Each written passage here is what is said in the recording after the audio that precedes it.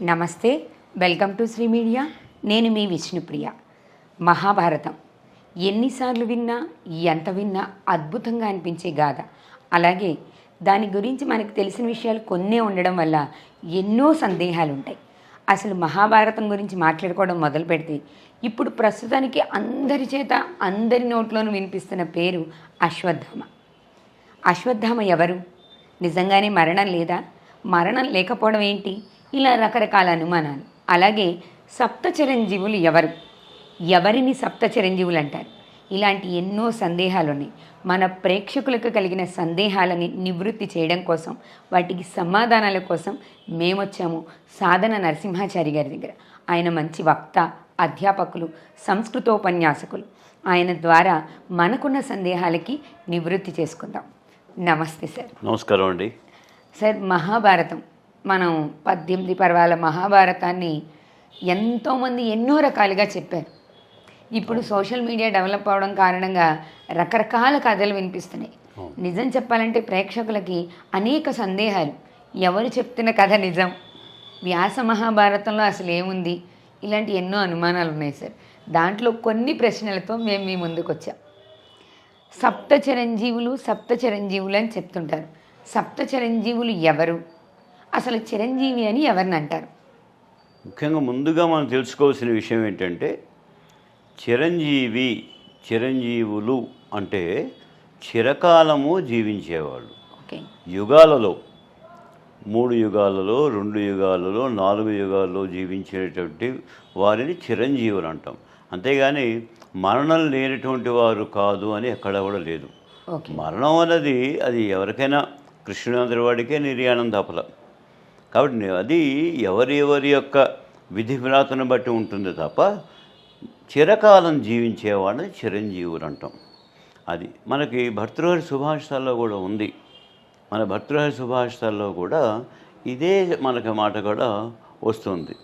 ఏ జయంతి తే సుకృతినో రససిద్ధ కవీశ్వరా నాస్తి ఏషాం యశః కాయే జరామరణజం భయం. ఇవి కవీశ్వరులు, లేదా లోకోపకారం కోసం ప్రయత్నం చేసేటటువంటి వారందరికీ కూడా ఈ జర అంటే ముసలితనం వల్ల కానీ, మృత్యు వల్ల కానీ భయం ఉండదు. వాళ్ళందరూ కూడా శేషకీర్తులు, కీర్తిశేషులు కాదు, శేషకీర్తులు. వాళ్ళకి ఈ మృత్యు భయం, మృత్యు ఉండదు. వాళ్ళు ఎవరంటే వాళ్ళు చిరంజీవులు. కవులు కానీ, గాయకులు కానీ, నటులు కానీ, సాంస్కృతిక సాహితీవేత్తలు కానీ అందరూ కూడా ఎవరైతే నిస్వార్థంగా లోకోపకారం కోసం అయితే కావ్యరచన చేస్తారో, లోకహితాన్ని కోరుకుని, సహితస్య భావం సాహిత్యం, ఆ సాహిత్యానికి నిజంగా యథార్థంగా కృషి చేసేవాళ్ళు మనకి చిరంజీవులు అనాలి. అంతేగాని మరణం లేదు, ఇంకా ఉన్నారా, ఇప్పుడైతే ఎక్కడ ఉన్నారు అని సందేహాలు రావడం సహజం. ఎందుకని అంటే ఆ రకమైన భ్రమలో ఉన్నారు వాళ్ళు. కానీ ఇక్కడ మనకి చెప్పాల్సిన విషయం ఏంటంటే సప్త చిరంజీవులు. అసలు సప్త చిరంజీవులు కూడా కాదండి, ఇంకొక ఆయన కూడా మనం కలుపుకోవాలి, మార్కండేయుని కూడా కలుపుకోవాలి. మార్కండేయుడు కూడా అష్టమ చిరంజీవి అనేటటువంటి ఒక శ్లోకం కూడా ఉంది, ఒక భావం కూడా ఉంది. ఇందులో సప్త చిరంజీవులు, ఈ సప్త చిరంజీవులు కూడా అశ్వత్థామని మొట్టమొదటిగా పేర్కొంటారు. అశ్వత్థామ, తర్వాత బలిచక్రవర్తి, ఆ తర్వాత పరశురాముడు, విభీషణుడు, ఇలాగా మనకి 7గురిని మొట్టమొదటి మన లోక ప్రసిద్ధిగా చెప్పుకుంటారు. ఈ అశ్వత్థామ అంటే ఇక్కడ ఒక కొత్త కోణంలో ఆలోచిద్దాం. కొత్త కోణం ఏంటంటే భౌతికంగా వాళ్ళు ఉన్నారా, లేదా వాళ్ళ సందేశాలు లోకంలో వ్యవహారంలో ఉన్నాయా? అది 2 కోణాల్లో ఆలోచిస్తే కొంత సమాధానం దొరకచ్చు. అశ్వత్థామ అని ఆయన వరపుత్రుడు. శివుడు గురించి ద్రోణాచార్యులు గారు తపస్సు చేస్తే ఆ రకంగా ఆయనకి జన్మించినవాడు అశ్వత్థామ అనేటటువంటి పేరు పెట్టుకున్నారు. అసలు అశ్వత్థామ గారి ఆయన పాత్రలో తీసుకుంటే, మహాభారతం ప్రకారం తీసుకుంటే, అశ్వత్థామ పాత్రలో ఉన్నటువంటి అనౌచిత్య కారణాలు కొన్ని ఉన్నాయి, కొన్ని మామూలుగా ఈ ప్రస్తుత సమాజంలో అన్వయించుకోవచ్చు. అది ఆయన కారణాలు ఒకటి మొట్టమొదటి చెప్పి తర్వాత జీవిత వృత్తాంతం చెప్పుకుందాం. అశ్వత్థామ శ్రీకృష్ణ వారి శాపం వల్ల ఆయనకి ఏంటంటే ఇంకా అంటే కల్పాంతం వరకు ఉండాలి అని ఒక అది. కానీ దానిలో వేరే కోణం తీసుకుందామండి. అశ్వత్థామ గారికి నుదిటి మీద ఒక మణి ఉంది. అవును సార్. చింతామణి అనే మణి అది. ఆ మణిని ఏం చేశారే అంటే, ఎప్పుడైతే అశ్వత్థామ ఉప పాండవుల్ని సంహరించడం కానీ పాండవులున్న భ్రమలో, ఇంకా దుర్మార్గమైనటువంటి విషయం ఏంటంటే, ఉత్తర గర్భంలో ఉన్న పరీక్షిత్ మీద కూడా అస్త్రం వేస్తాడు ఆయన. ఆ అస్త్రం వేస్తే కృష్ణుడు సుదర్శన చక్రంతో కాపాడతాడు.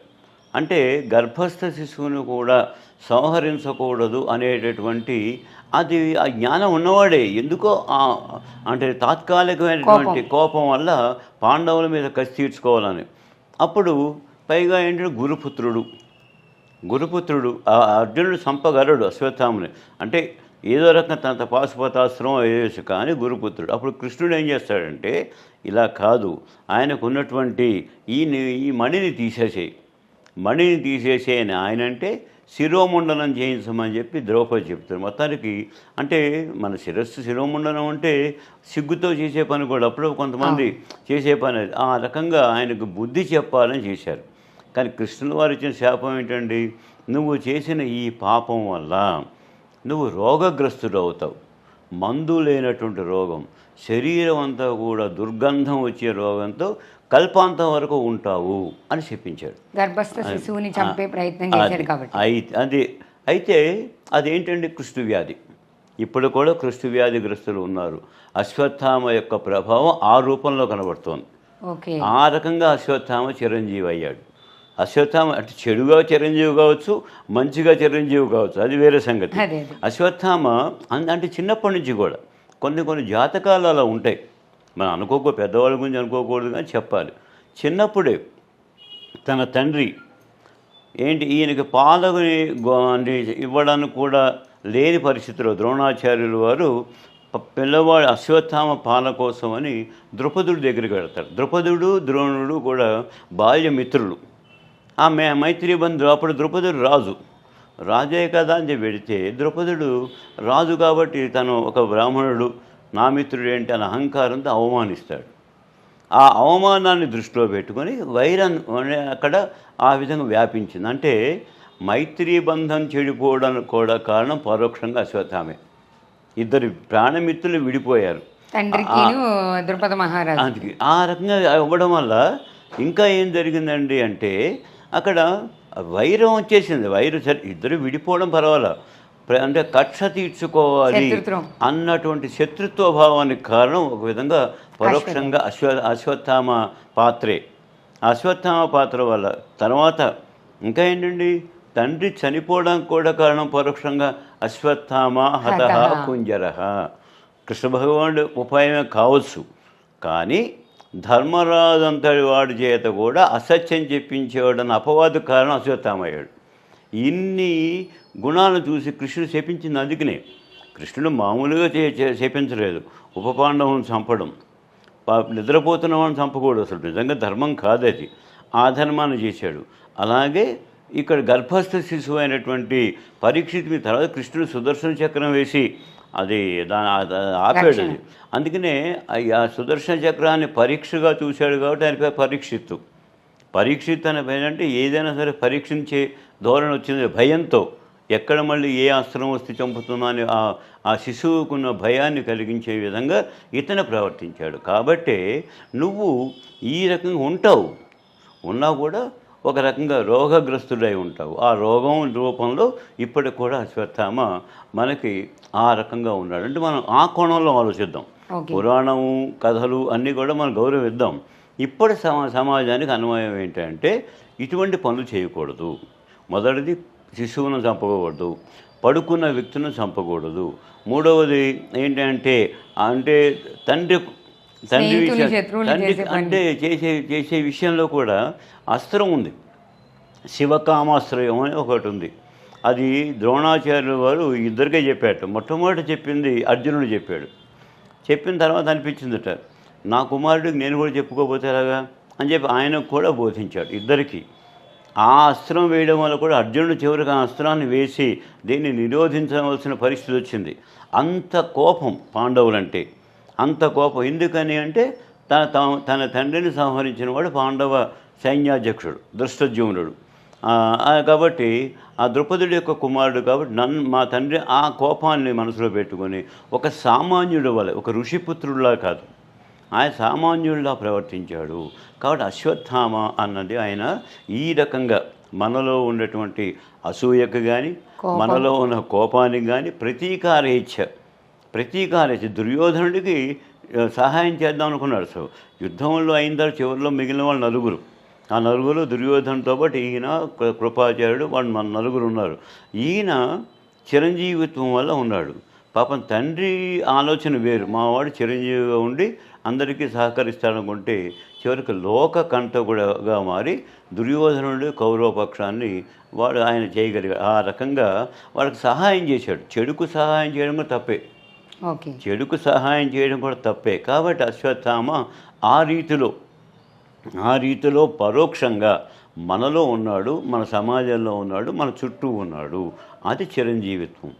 అలా మనం ఆ కోణంలో ఆలోచించి తీసుకోవాలండి. అది అశ్వత్థామ గురించి సంక్షిప్తంగా ఆలోచనాత్మకంగా ఆలోచిస్తే ఆ రకంగా ప్రతి చోట కనిపిస్తున్నట్టే, ప్రతి చోట కనబడినట్టే. సర్వాంతర్యామి అనుకోవడం, అసూయతో ఉంటారు, అంతే. ప్రాణుల పట్ల ప్రాణం తీయాలని ప్రవర్తిస్తుంటారు, అంతే. కనీసం పసిపిల్లలనే జాలి లేకుండా ఉంటారు. ఈ లక్షణాలు ఉన్న వాళ్ళందరూ అశ్వత్థామ. వార్తలను చూస్తున్న శిశువుల మీద అఘాయిత్యాలు, శిశువులని చేయడం, ఇవన్నీ కూడా అశ్వత్థామ యొక్క ప్రభావం అనుకుందాం. ఆ రకంగా ఆలోచించి ఆ రకంగా చేస్తే చిరంజీవిత్వం అనేది పాపం అశ్వత్థామకి ఆ రకంగా సంక్రమించింది.